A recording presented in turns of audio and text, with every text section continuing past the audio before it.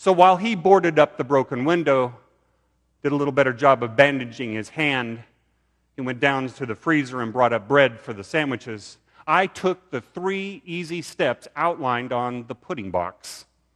I had never been before allowed in the kitchen, but serious times require serious actions. And I did exceptionally well with steps 1 and 2. Pour the mixture into the mixing bowl. Easy. Add milk. Again, easy. And mix. I was certainly going to miss my mom, I must say, but my father's dietary needs were no longer in doubt.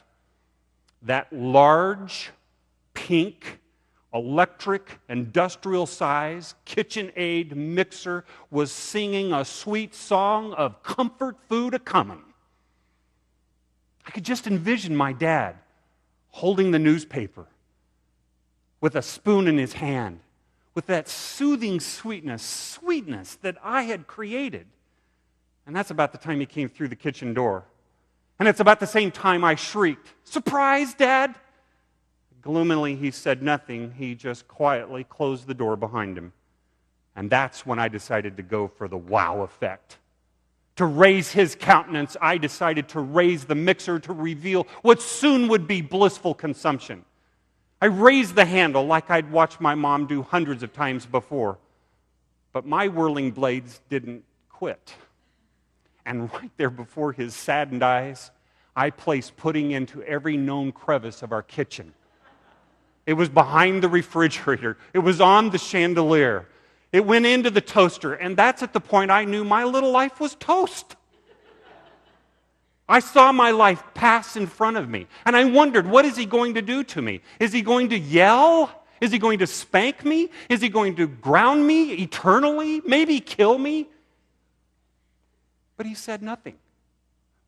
He did nothing for a moment until he did what Moses did. He fell face down on the ground and placed his head in his hands. Numbers 13, verse 33. And the Israelites said to each other, "We should choose a leader and go back to Egypt." And then Moses fell face down in front of the whole Israelite assembly.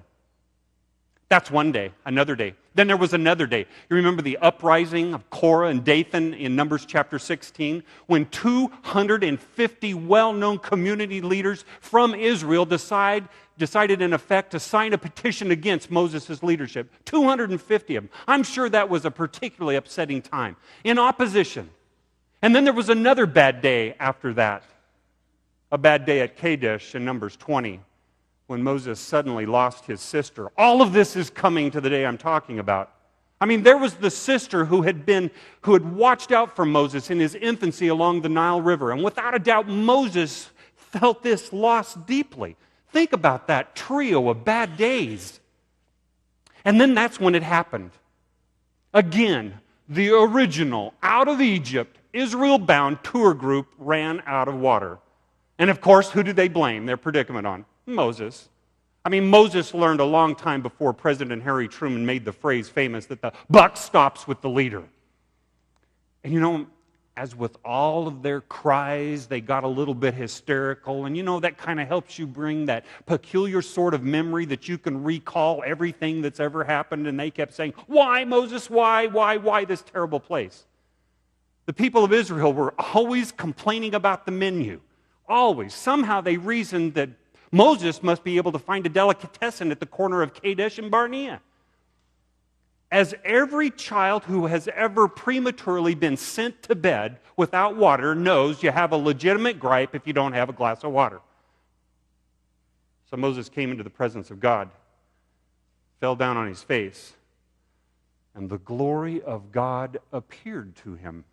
God told Moses and his brother Aaron that they should gather the people and speak to the rock, and that the rock then would gush out H2O, plenty of water. But Moses was upset.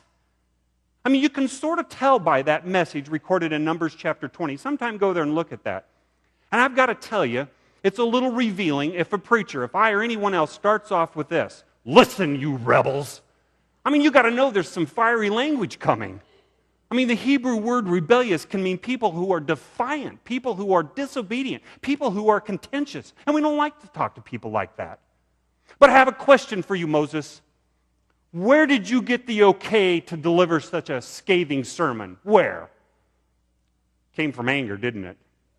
Yes, brimming with hostility, and he was reacting in near unbelief or unbelief. And he sticks to this sermon, this angry sermon that he gives to the people. And that short fuse of his prompts him to just mow down these rebels with fiery verbiage.